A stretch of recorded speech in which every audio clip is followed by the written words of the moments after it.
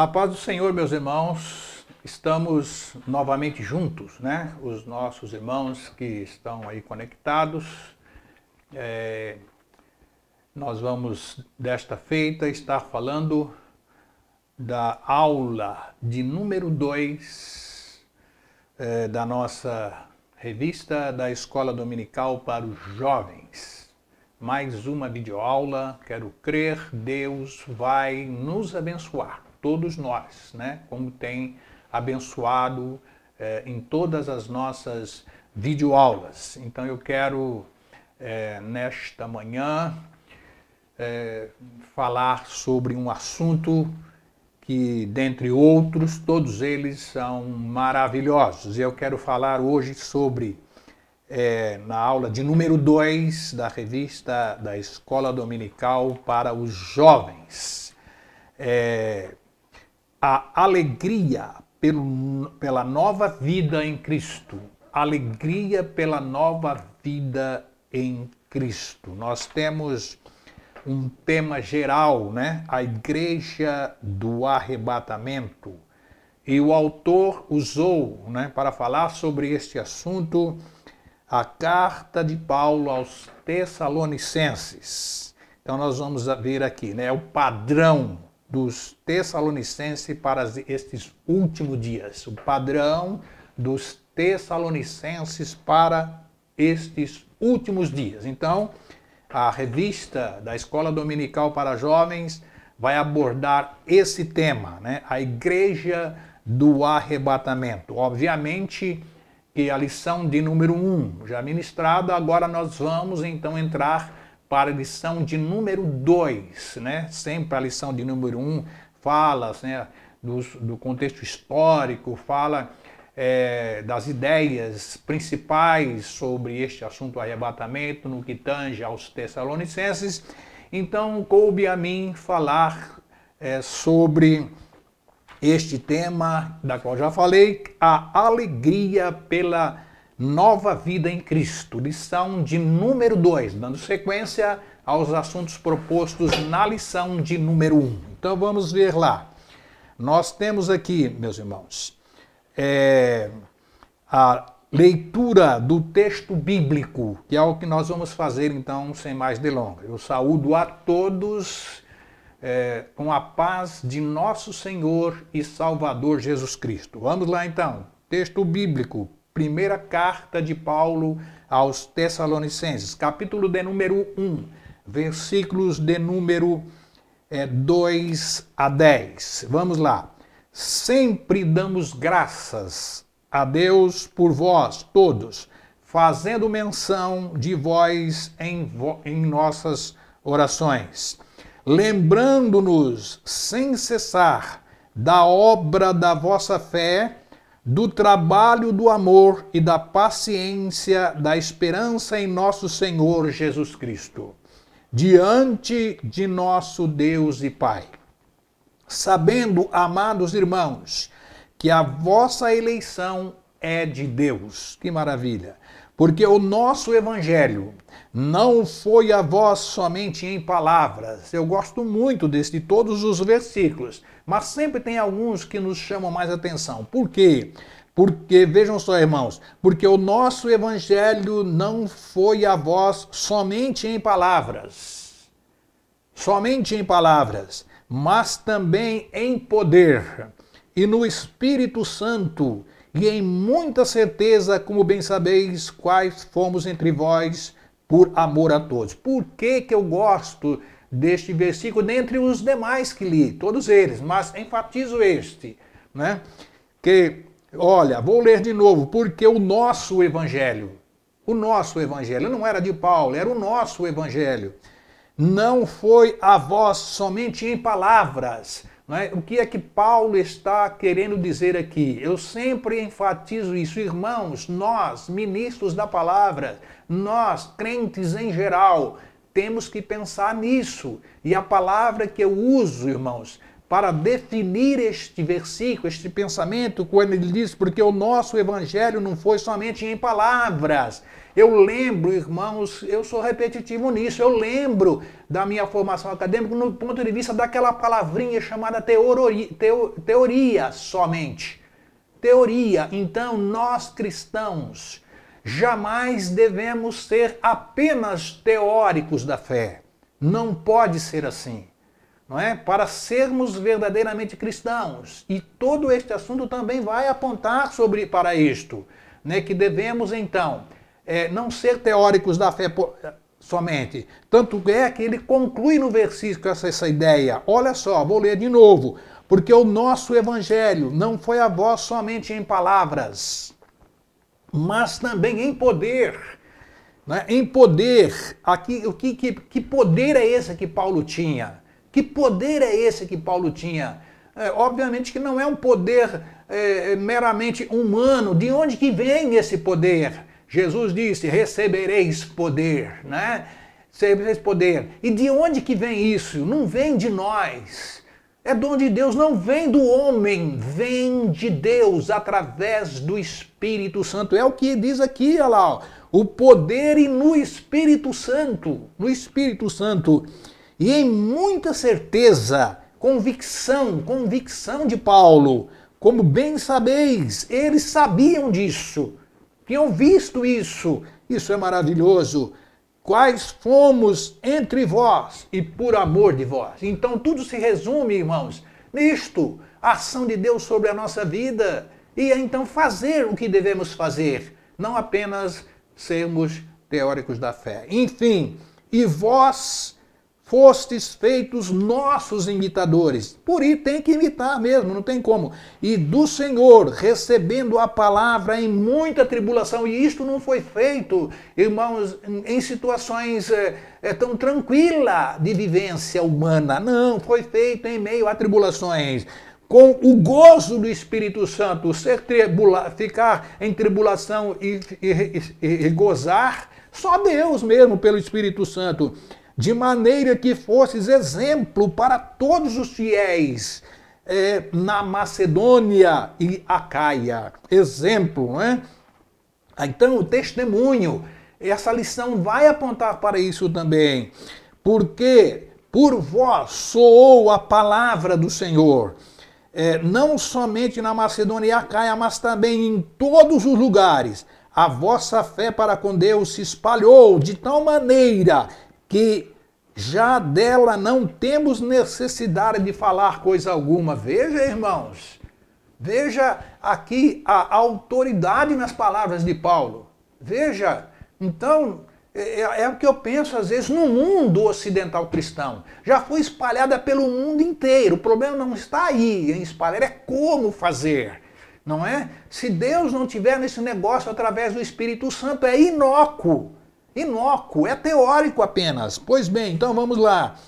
Porque por eles mesmos anunciam de nós qual a entrada que tivemos para convosco, e que dos ídolos vos convertestes a Deus, para o serviço de Deus vivo e verdadeiro, e esperar do céu o seu Filho, a quem estou dos mortos, a saber, Jesus, que nos livra da ira futura. Aqui está o arrebatamento. Então, a leitura do texto, por si só, já é explicativa, dando ênfase ao tema proposto nessa revista de escola dominical. Vamos à frente, então. Eu quero, irmãos, fazer aqui, ler, né, uma abordagem de um texto escrito, antes de entrarmos propriamente na nossa revista da escola dominical, que tem tudo a ver com o assunto proposto, que é este aqui, ó.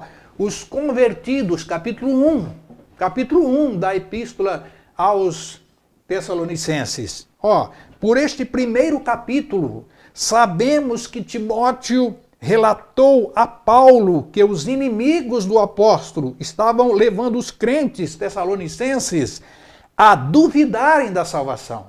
Isso não foi só os tessalonicenses, muitos outros fizeram isso através das viagens missionárias de Paulo, não é? Enfim, esses homens alegavam que a mensagem trazida por Paulo e Silas era somente mera especulação dos homens e não palavra de Deus. Esta era a acusação feita, não é?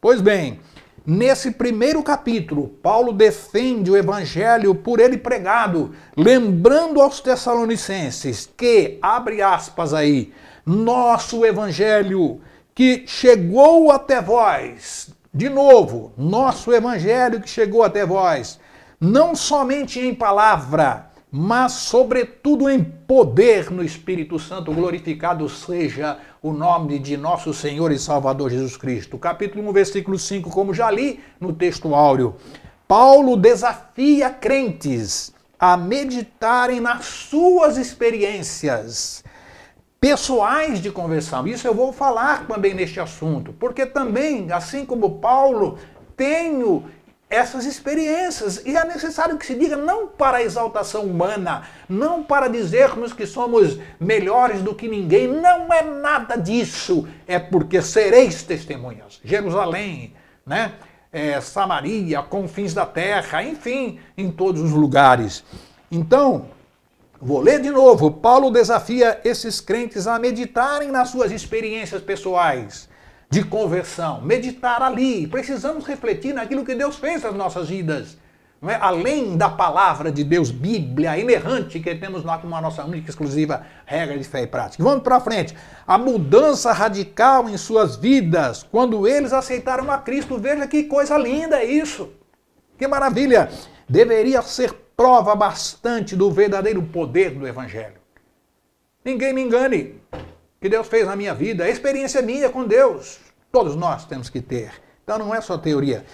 A fé, amor e esperança, que é o que fala do versículo 1 a 3. Paulo sempre iniciava suas cartas com uma palavra de louvor a Deus. Uma palavra de louvor a Deus e encorajamento aos crentes. Neste caso, ele elogiou a igreja em Tessalônica pela sua obra produzida pela fé, seu trabalho movido pelo amor. E pela paciência inspirada, pela esperança, versículo 3, a expressão obra da fé não quer dizer somente um ato específico pelo qual uma pessoa obteve salvação, mas sim ao ato completo de deixar o pecado para crer em Cristo. O próprio Cristo definiu esta obra em João 6:29, que está escrito assim, abre aspas, e a obra de Deus é esta, que creais naquele que por ele foi enviado. Crer em Jesus. E aí nós temos mais um pouco aqui. E o segundo aspecto da sua vida espiritual que Paulo elogia é seu trabalho, que não foi motivado pelo medo de punição de Deus. Medo de punição de Deus ou por pressão social, mas somente pela profundidade de seu amor a Deus. E para concluir esta introdução, a terceira descrição do louvor de Paulo para com esta igreja foi o fato de que eles tinham permanecido fortes na fé, sem quem tenha crido. Não é? Apenas na fé, apenas de muitos sofrimentos. Vou repetir. A terceira descrição do louvor de Paulo para com esta igreja foi o fato de que eles tinham permanecido fortes na fé, apesar de muitos sofrimentos. Aí nós temos sua estabilidade em Cristo era fundada na esperança de que ele um dia voltaria para os seus. Então este é o assunto que nós vamos conversar sobre ele. E a revista da Escola Dominicais vai nesta trilha.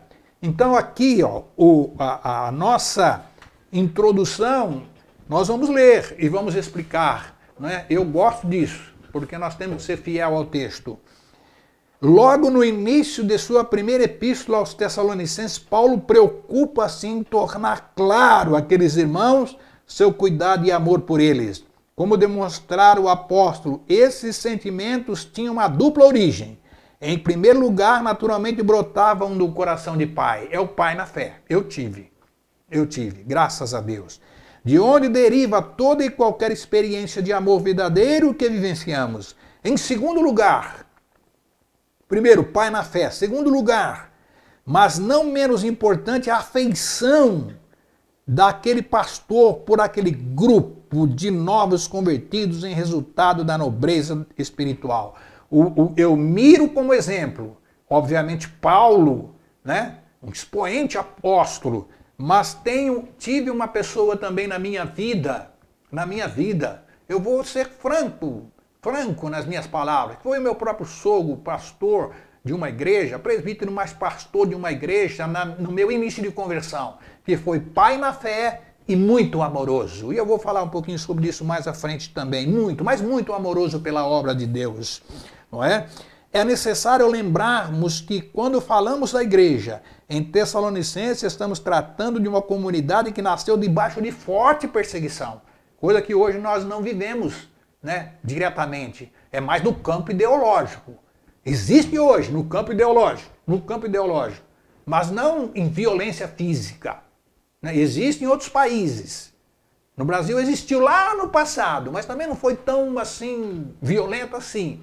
Não é? Alguns casos específicos no nosso país. Mas hoje enfrentamos uma violência psicológica, uma violência teológica, podemos dizer assim, ideológica, podemos dizer assim.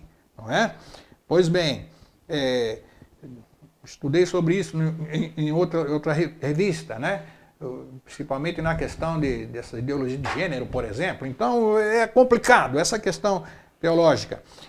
É necessário lembrarmos que quando falamos da igreja em Tessalônica, estamos tratando de uma comunidade que nasceu debaixo de forte perseguição, que muito cedo ficou órfã, né? De uma referência espiritual, isto é, no meio de uma sociedade hostil e avessa aos valores cristãos. E nós temos hoje inúmeros pregadores, pastores. Naquela época, o autor aqui diz que eles ficaram órfãos. Quer dizer, né? Tinha que ter muita fé mesmo. Tinha que ter, logicamente que teve, né? Alguém que inculcou na mente daqueles irmãos princípios elementares da fé, né?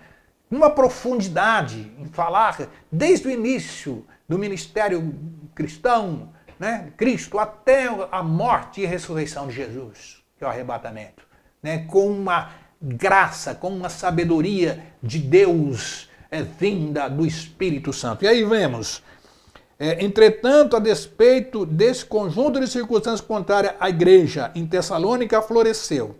A igreja floresceu. Por quê? Porque estava enraizada em bases sólidas bíblicas, né? E experiências como teve aquele homem inigualável, quero crer, né? Ou não, de Deus na sua vida.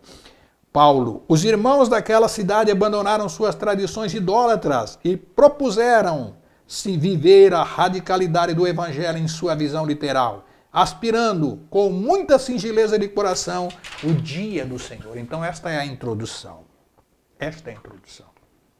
Meus queridos irmãos, nós temos aqui 3 tópicos. 1, 2 e tópico 3. Obviamente que se eu for ficar lendo muito, né, eu gosto de fazer isso, para ser fiel ao texto, como já disse, se eu ficar lendo tudo também, eu não dou conta do que eu chamo de... eu chamo isso de carga horária. Né? Conteúdo e carga horária. Eu não dou conta. E ninguém dá. Porque nós temos um tempo especificado. Até porque, se estendermos muito, isso é fato. Somos orientados por essa questão. Não deveria, mas somos. As pessoas podem se cansar. Então o assunto deve ser resumido, mas os elementos fundamentais do tema proposto devem ser explicados. Então aqui, Paulo aos Tessalonicenses, um líder e seus amigos. Eu tive a curiosidade, a percepção, né? Nem é curiosidade, não é curiosidade, perdoe irmãos, a percepção de ver aqui pelo menos 9 vezes O autor registrando a palavra relacionamento. Relacionamento. Então, Paulo e os Tessalonicenses, um líder e seus amigos. Então, o que o texto está apontando aqui? Não é? Que Paulo não era apenas um líder por si só. Ele considerava os cristãos, crentes, como verdadeiros amigos. Jesus falou sobre isto. Eu vos não chamarei mais vos servos, porque o servo não sabe aquilo que faz o seu senhor. Obviamente que não sabe mesmo. Vamos considerar um trabalho. Nenhum funcionário vai saber das questões de decisões administrativas do seu patrão. Não vai entrar ali. Nós não sabemos. Estou apenas aqui fazendo, não é, uma metáfora, ou fazendo aqui uma comparação, uma analogia. Nós não sabemos. Quando Jesus fala que, né, o servo não sabe o que faz o seu senhor, não vou te chamar de servo mais, mas eu vos chamarei amigos. Por quê? Porque entre amigos, né, o relacionamento entre amigos, não existe segredo. Não existe amigo verdadeiro, aquele que você pode contar, aquele que você pode... obviamente que tem muitas coisas na individualidade, mas pelo menos para aliviar a sua comoção em momentos críticos, esse era o comportamento de Paulo. Irmãos, o sentimento de amor, né? Vamos pensar na nossa família, os nossos irmãos, a questão consanguínea, afetiva, de uma trajetória de décadas, não se pode perder. Foi o que Paulo, não é, que ele sentia por esses irmãos. Pois bem, então aquilo era uma amizade edificante. Como é bom ter amigos. Como é bom ter amigos que você pode de fato confiar. Eu tenho, sim. Eu tenho. Não é? Por quê? Porque no relacionamento existem benesses mútuas. A intenção não é expoliar. A intenção não é degradar. A intenção não é prejudicar, mas sim compartilhar o lado afetivo, querendo o bem do outro. Amigos. É isso. Então, assim Paulo, né, lidava com os Tessalonicenses e com todos os outros, os quais ele evangelizava. Então, e com isso ele se alegrava. É o subtópico 2 aqui. Tem aqui, eu grifei aqui, um aspecto sobre isso. Paulo diz assim, ó, vou ler.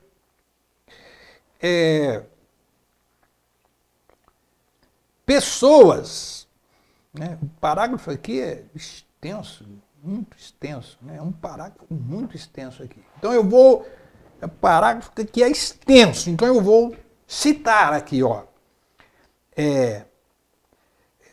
Os Tessalonicenses, como amigos queridos, pessoas com as quais ele não queria manter apenas uma relação institucional, e sim uma amizade mutuamente edificante. Nada contra as instituições. Nada contra, porque todas elas foram criadas por Deus. Uma vez bíblica, obviamente. Não é? Foram criados por... Nada contra as instituições. O problema não é a instituição. Nunca foi. Não é? A não ser que, né, são leis, que a gente sabe como que funciona isso. Mas, como regra geral, o problema não é isso. O problema é o ser humano que administra isso tudo. Como administra? E não cabe a mim nem pré-julgar e nem julgar. Não cabe a mim. Cabe a Deus fazer isto. Eu pertenço a uma instituição? Pertenço. Faço parte dela? Faço. Sou pastor? Sou. Sou ministro do Evangelho? Sou. Atuo na área do ensino? Atuo. Já faz pelo menos umas quase 3 décadas, em sala de aula, não é? Com a formação que, graças a Deus, Deus me deu, enfim. Não é? Faço parte disso. Mas jamais, se tiver erro crasso por uma questão institucional, não devo comungar, não posso. Se assim Deus me der uma revelação bíblica, espiritual, porque o espiritual discerne bem tudo e de ninguém é discernido, isso está escrito, e eu quero me sentir assim. Por isso devo olhar os crentes com muito amor, porque aí é o corpo de Cristo. O corpo é o espiritual. Deus é espírito. Importa que os seus adoradores os adorem em espírito e em verdade. Vamos para frente. Paulo, um líder que se alegrava através da vida dos irmãos. De novo tem relacionamentos aqui. Olha lá, seus relacionamentos trazem-lhe alegria, paz e edificação. Não é? E edificação. Ou ao contrário, são fonte de dores e problemas. Ou uma coisa ou outra. Não é? Ou você tem amigo. Ou você tem neutralidade das pessoas, que não te conhecem, não sabem quem você é nem nada. Ou você tem inimigo. Obviamente que nós temos inimigos. Talvez nem no campo físico, mas no espiritual nós temos. Quantas vezes leva a gente aí que não é pouco? No campo físico, da materialidade, quando eu falo pela relação de pessoas que não são cristãos, o testemunho é que vai resolver, é o que está no tema aqui do assunto também. Porque a gente não tem contato bíblico. E eles também não querem nem saber. Então o seu testemunho fala alto. E é o Espírito Santo que faz isso. Você prega pelas suas ações, os seus testemunhos. Então, olha lá, Paulo, um líder que se alegrava através da vida dos irmãos, lá dos irmãos. Então vamos em frente aqui, ó. Muito bem, então Paulo, ele e esses crentes de Tessalônicas tinham uma relação de amizade, de alegria e assim por diante. Nós temos aqui, ó, grande parte dos tessalonicenses, na atualidade, vem desgastando-se em virtude de experiências erradas. Não devemos aproximar-nos dos outros em vista de benefícios ou interesses pessoais. Irmãos, deixa-me ser sincero nas minhas palavras. Eu não sou perfeito, irmão. Todos nós temos falhas. Todos nós temos falhas. Todos nós. Né?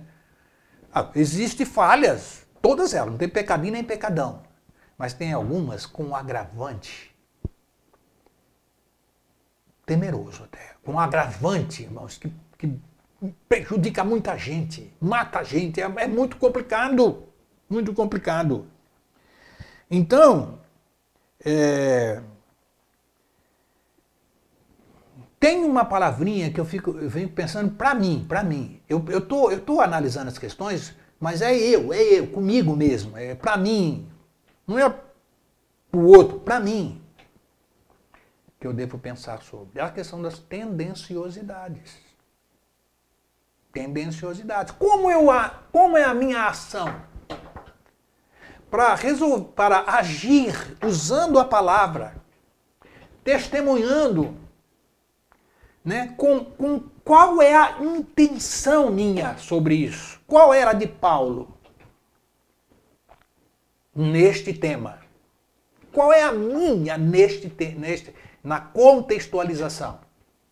Então, digo, né, se eu agir, né, mesmo usando Bíblia, mesmo falando de Deus, com uma má intenção, de uma proteção ou superproteção ao meu bel prazer, sabendo que aquilo que eu estou fazendo não condiz com a realidade do Evangelho, nem com a vontade de Deus, não devo fazer. Sou incisivo nisso. Não devo fazer. Enfim. Então aí nós temos essas questões. Benefício ou interesses pessoais. Mas antes, nossa alegria deve ser leve de conviver com as pessoas. Né? Devemos alegrar-nos por pessoas, nunca por bens materiais ou instituições. Está aqui, ó. Eu estou lendo o assunto. Não foi eu que escrevi. É um tema proposto. É um tema proposto. Não vou fugir da temática. Não vou fugir. Vou usar esse termo agora aqui. A ideologia do autor. Porque eu comungo com esta ideia. Entendo ser bíblica. Porque tem a fundamentação bíblica com base no assunto proposto. Então vamos em frente. Uma amizade que tem como fundamento Cristo. Se a base está em Cristo, posso falar. Se não tiver, posso cometer um erro de não estar? Até posso. Mas tenho que acreditar naquilo que digo. E se porventura cometer erros nesse quesito, peço misericórdia a Deus e tenho certeza que até na minha inocência entra a presunção de inocência. Que Deus não vai me condenar, porque eu não fiz com intencionalidade. Fiz pensando no amor de Deus, nos relacionamentos que temos com os irmãos, no amor que temos que nos dispensar com os irmãos e assim por diante. Então, de uma amizade que tem como fundamento Cristo, né? E aí, nós temos aqui, ó, então, conseguir desenvolver esse relacionamento tão sólido, senão através da graça de Cristo que os fez perceber umas ou outras como importantes e especiais. Vamos ler aqui a palavra de Deus para fundamentar esta ideia. Nós temos Romanos capítulo 12 e versículo 5. Vamos ver o que está escrito aqui. Romanos 12 e versículo 5. Está escrito assim, vamos ver. Está aqui, ó. Romanos 12 e versículo 5. Nós temos a palavra de Deus que diz assim, Romanos 12 e 5. Vamos ler aqui a Bíblia. Fundamentar a ideia. Romanos 12 e 5. Está escrito assim, assim nós, que somos muitos, somos um só corpo em Cristo. Mas individualmente somos membros uns dos outros. Se dói lá no irmão, em Cristo, dói aqui. Por quê? Porque somos membros, como diz aqui o autor, uns dos outros. Esta família não é sanguínea. Esta é a família espiritual que vai viver a eternidade com Cristo. Amamos nossa família sanguínea? Sim. É um amor forte, Mas, lamentavelmente, tenho que dizer isso, se eles de fato não se converterem à fé cristã, espiritualmente não são nossos irmãos. Olha que drama é esse. Mas a nossa fé cristã entre irmãos é um corpo só espiritual. É em Cristo que é o cabeça. Vamos para frente. E aqui nós temos então o capítulo 12, versículo 25. Vamos ler este também. Está escrito assim, ó, né? Acho que tem um erro aqui, né? Aqui ele colocou capítulo, vamos ver se eu equivoquei aqui, para dar fundamentação. 1 Coríntios 12 e 25. Não estou vendo aqui. Romanos 12, 25. Deve ser um outro, né? Erro de digitação, é possível que seja. Enfim, né? A não ser que seja na carta a 2 Coríntios, mas não é porque é epístola. Pois bem, mas vamos ver aqui, né? Coríntios 12, 25, vamos ver aqui. Vamos ver se tem aqui. Não.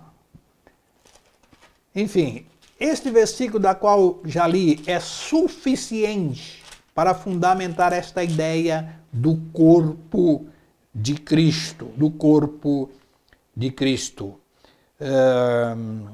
Pois bem, vamos ver aqui. Também não. Então, pode ter sido aqui um pequeno erro de digitação. Então, este versículo aqui já é base para entendermos isso. Esse nosso relacionamento de fé que temos entre irmãos.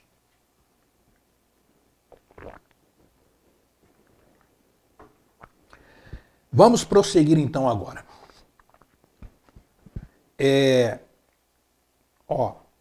Tópico de número 2. Tópico de número 2. Quais as características dessa igreja que Paulo ama? As características dessa igreja. Uma igreja que tinha uma fé operosa, diz o autor aqui, né? Então, a experiência de salvação. Agora entra para este assunto. Experiência de salvação. Que citei aqui, né, no início da nossa leitura no texto escrito, né, é a questão, irmãos, das nossas experiências pessoais de conversão. É o testemunho. É o testemunho. Vamos ver aqui, Vamos continuar. Amor abnegado.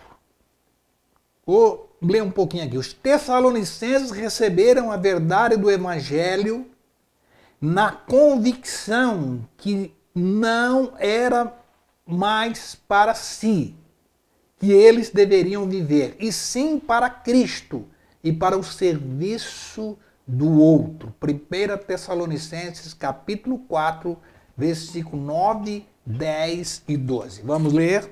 1 Tessalonicenses, capítulo 4, versículo de número 9, 10 e 12. Está aqui, 1 Tessalonicenses, capítulo 4. Olha como está escrito. Capítulo 4. 1 Tessalonicenses, capítulo 4, versículo 9, 10 e 12. Está escrito assim, Quanto, porém, à caridade fraternal, não necessitamos de que vos escreva, visto que vós mesmos estáis instruídos por Deus, que vos ameis uns aos outros. É mandamento. Amar a Deus sobre todas as coisas e o próximo a si mesmo. Versículo de número 10. Porque também já assim o fazeis para com todos os irmãos que estão fora da Macedônia, os tessalonicenses. Exortamo-vos, ou aconselhamos-nos, porém, a que ainda nisto continueis a progredir cada vez mais. Relacionamento amoroso. O lado afetivo, vamos falar assim. E o versículo 12. Para que andeis honestamente para com os que estão de fora, e não necessitais de coisa alguma. Então, aqui relacionamento e testemunho de Cristo. Sereis minhas testemunhas. Jerusalém, Judeia, Samaria e até os confins da terra. Então, ser testemunhar não é errado. Não é errado. Pois bem, então, irmãos, a continuação deste assunto aqui vai dizer o seguinte, uma postura que pensa apenas em si, que procura exclusivamente o alto benefício, jamais poderá ser denominada de amor. Talvez seja ganância, inveja, cobiça. O amor, no entanto, é capaz de vivenciar perdas para garantir o bem do outro. Não é? Eu grifei aqui também, vencer o ódio por meio do amor. a traição através do perdão, 1 Coríntios 13, 6 e 9. As relações em nossas igrejas devem ser construídas naturalmente, sem estratégias artificiais, promotoras de ilusões, para ambas as partes. O amor não engana, mas antes trata com a verdade. Trata com a verdade. Não é? Esperança que não é ansiosa. Deixa eu dar um testemunho aqui. Quero ser sincero, até vinha conversando com a minha mulher sobre isso. Olha, a revista da escola dominical disse para ela, ela trata de assuntos sobre testemunha. Né? E eu falei para ele, vou dar um testemunho lá. E ela falou, mas testemunho tem a ver, testemunho e tal, porque ela não está entendendo o tema aqui. Não entendeu o tema. Eu falei, expliquei para ela. Falei, não, a revista pede isso. A revista pede para nós fazermos as analogias. Não tem nenhum problema. Não é para exaltação. Não é para glorificação humana. Paulo deu testemunho, muito testemunho das suas ações, do seu ministério, do seu apostolado para fazer as suas defesas. Não é o nosso caso aqui. Né? Deu outros testemunhos também, mas sempre com um olhar para a glória de Deus. Para a glória de Deus, para a glória de Cristo. É o testemunho. E vou dar um testemunho. Quando ainda novo convertido, lá em Barão Geraldo, meu sogro foi transferido para uma outra igreja numa outra cidade. A cidade era Pedreira. E eu era membro desta igreja, aqui em Barão Geraldo. Então, eu tinha uma perua Kombi que já auxiliava muito tempo a igreja nas visitações, visitações aos enfermos, para levar, para fazer culto evangelístico, com alto-falante em cima. Eu fiz muito tempo. Não é? Fui diácono, depois também fui pastor daquela própria. Então, mas quando ainda no neoconverso, ele me mandando para a Pedreira, aquela perua minha, ajudou muito lá. Por quê? Porque quando ele chegou lá, encontra 3 membros numa igreja, 3 só, numa igreja que cabia 150, quase 200 membros, 3. E entrou, o que entrou ali por parte daquele homem pesado, grandalhão, né, descendente de italiano, talvez por tataravô, não sei, né? Um homem simples, mas a primeira coisa que ele chega ali, vai se dedicar com muito amor. Faz a diferença. Amor pela igreja, não é a instituição. Amor pelas pessoas. Imagine uma igreja com 150 membros, cabendo 150, com 3 membros só. 3. 3. Não é? Indo na igreja. Aí começou o trabalho de visitações, trabalho, entendeu? Daqueles que estavam fracos na fé, enfim, trabalho nas visitas. E o que eu fiz? Entendi a necessidade dele porque ele não sabia dirigir, não tinha carro. A distância às vezes era longa, até em sítios. Peguei, conversei com a minha esposa e falei, vamos ajudar o seu pai. Saía daqui, não era muito, uma vez por semana, para levar, para fazer esses trabalhos. Não demorou muitos meses. A igreja começou. De 3 foi para 30, 40, 50, 70. E foi crescendo. Só de falar aqui, irmãos, me dá mexe comigo isso. Por quê? Porque ali não se tratava de ser humano querendo posição, nada disso. Era amor puro na obra de Deus.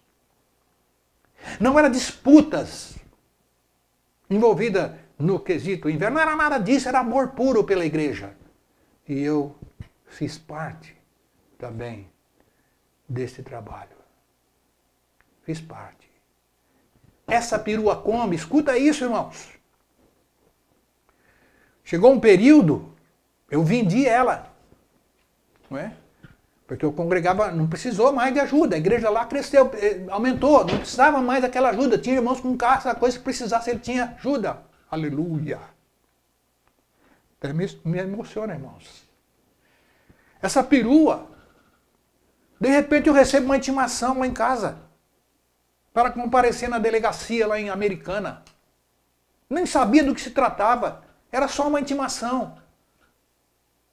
Fui para lá, quando cheguei lá, irmão, sentei lá, inocente, sem saber do que se tratava. De repente bateu nas minhas costas uma mão. Quando eu virei, era um primo, ele chamava Francisco, ele era casado com uma prima minha. morando em São Paulo. Eu conhecia ele, era o Chico. Eu virei o Chico. Ele falou, o que você está fazendo aqui? Eu falei, eu vim aqui porque eu tive uma intimação. Ele pegou aquela intimação, olhou. Falou, rapaz, cadê? Você está sozinho? Eu falei, tô. Ele falou, não pode. Aí pegou, irmão, entrou naquele fórum e entrava num recipiente, entrava em outro lá, né? Tudo, de repente, ele conversou com uma pessoa lá, entrou numa sala cheia de, acho que era processo, aquela coisa, e ficou lá olhando, bateu o dedo lá, num lugar lá, falou, tá resolvido. Aí, já estava na hora, chamaram eu lá, ele entrou comigo numa sessão, metade aqui, irmão, era quem sabe, os denunciantes, a outra parte também, e o juiz sentado lá na frente. Foram pouquíssimas palavras, sabe o juiz que falou? Irmão, falou, tá cancelada a audiência, né, a pedido do advogado Francisco. Ai, meu Deus do céu. Aí, irmão, eu não estou nem sabendo de nada. Aí, de repente, irmãos, ele me explicou tudo. Ele falou, não é, sabe aquela perua Kombi que você tinha? Acho que nem, né, que a gente se conhecia, ele era de São Paulo, mas era primo da minha prima. Ele falou, aquela perua lá, quando você vendeu, você não transferiu ela, e foi provocado um acidente com morte, e essa perua estava usando gás. Então eles estavam querendo, essas pessoas que estavam lá, que fez tudo isso, eu sei que não foi você, mas estão agora partindo para cima de você porque a perua estava no seu nome. Ele falou, mas fica tranquilo, eu vou cuidar da sua casa, se for, eu vou apelar para a segunda, terceira instante e resolvo isso, porque é presunção de inocência, fica tranquilo. E outra coisa que ele falou, você sabia que eu não estava vindo para cá? Eu ia lá em Americana, mas não sei porquê, tocou profundamente em mim para dar uma passadinha aqui nesse fórum, para dar uma olhada em algumas coisas aqui, que ele tinha processo lá também, defendendo pessoas. Falou, eu vim para cá, irmão, o que é isso? Se não for milagre, então o que é? Mas aquela perua, com aquela, aleluia, com aquela perua. Trabalhei muito na obra de Deus. Hoje nós não temos necessidade, visto que as igrejas são grandes, trabalhos são realizados, temos tudo, principalmente aqui na nossa, graças a Deus. Estou dando um testemunho. Por quê? Para exaltação? Não, irmão. Para os irmãos verem como Deus faz, irmão. Depois que passou alguns meses, liguei para ele, ele falou, está tudo resolvido e ainda tiveram que pagar o meu honorário lá. Fica tranquilo, tudo resolvido. Pronto, até hoje. Irmão, o homem não estava nem indo para Americana, ia indo para outra cidade, que eu não lembro o nome mais. Isso já faz mais de 40 anos. O que é que será que tocou naquele coração, irmão, para ir para lá? E hoje, quer que eu fale? Hoje é crente, não era naquela época. É crente. Eu recentemente fiz uma viagem em Bauru, está lá o homem, é crente. Testemunho. Testemunho. Testemunho de fé. É Deus que faz. Para encerrar a aula de hoje. Transformação não se pode esconder. A nova vida em Cristo. Não vou nem ler aqui. Os professores têm a revista. Consultem ela. Mas não se esqueça dessas mensagens que estou passando. Que é a nova vida em Cristo. Vou fazer um resumo aqui. Nova vida em Cristo. Nova criatura. Então, irmãos, nós que somos salvos pela pessoa bendita de nosso Senhor e Salvador Jesus Cristo, por a ação do Espírito Santo nas nossas vidas, temos que ser testemunhas. E reconhecer que hoje vivemos uma vida espiritual. Eu sei que é difícil mencionar, irmãos, as ações humanas e o mundo da espiritualidade. Vez por outra eu fico perguntando, que ação é essa? É humana? Ou que ação é essa? Estou falando do ponto de vista dos prejuízos. Ela é meramente carnal? Ou tem um agente espiritual por trás disso, que nós sabemos o nado dele para as coisas ruins? Né? Até esses dias eu estava estudando essa questão de ideologia de gênero. Aí, irmão, não estou entrando no detalhe aqui não, porque não é o caso aqui. Mas da onde que vem as intencionalidades para defender a ideologia de X ou Y? vem da mente humana, do intelecto humano, do conhecimento humano, das filosofias, né, do inato maturacionista, do comportamento que vem da exterioridade, que é as influências sociais, ou vem de um outro campo que nós não jamais saberemos ter o domínio total, que é o espiritual, seja por parte de Deus ou seja por outro lado. Pensem nisso. Mas não se esqueça, vós sois espirituais e discerne bem tudo. Então, o terceiro ponto aqui, ele vai falar disso. Olha aqui, eu vou ler o que eu grifei aqui e encerrar mais algumas leituras aqui. A população pagã da região também eram testemunhas de que a salvação em Cristo mudou radicalmente a postura dos irmãos de Tessalônica. O testemunho precisa ter. Relacionamento com Deus precisa ter. Eu estou enfatizando isso nas minhas pregações. Porque faz parte da pregação do Evangelho, não é? O impacto do poder da salvação na vida de uma pessoa, ou neste caso, de uma comunidade inteira, é incalculável. O impacto de uma pessoa, o impacto de uma denominação é incalculável. Vamos lembrar do início do cristianismo. Ah lá, não foi com estratégia ou método para crescimento de igreja que fez a diferença na vida dos tessalonicenses, mas apenas a pregação do evangelho puro e simples, no poder do Espírito Santo e o testemunho. Tudo isso está aqui, irmãos. Nós temos aqui todos esses quesitos aqui. E eu quero encerrar esta videoaula com a conclusão que diz assim: os acontecimentos maravilhosos que envolveram os tessalonicenses não foram resultantes da ação humana, mas um ato gracioso do amor do Pai. Porém, uma vez salvos, aqueles irmãos resolveram viver intensamente o chamado, melhor dizendo, da salvação, de modo que se tornaram modelo para as comunidades à sua volta. O mais importante em nossa reação com Deus é o quanto estamos dispostos a doar-nos a Ele por seu reino e filhos.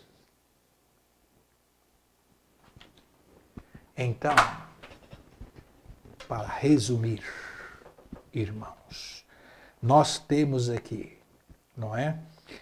Paulo dando, né, o seu exemplo. Paulo, né, falando do amor de Deus. A palavra, né, a pregação, como eu li no início, o nosso evangelho que chegou até vós, não somente em palavras, mas sobretudo em poder no Espírito Santo. E aí nós vemos, irmãos, que isto só podia ser Deus.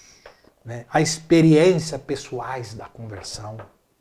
Como já falei aqui, Paulo falou sobre os tessalonicenses. Vidas, né? Quanto a eles aceitaram a Jesus, como agiram, movidos pelo amor, até o fim, permanecendo até o fim. Por quê?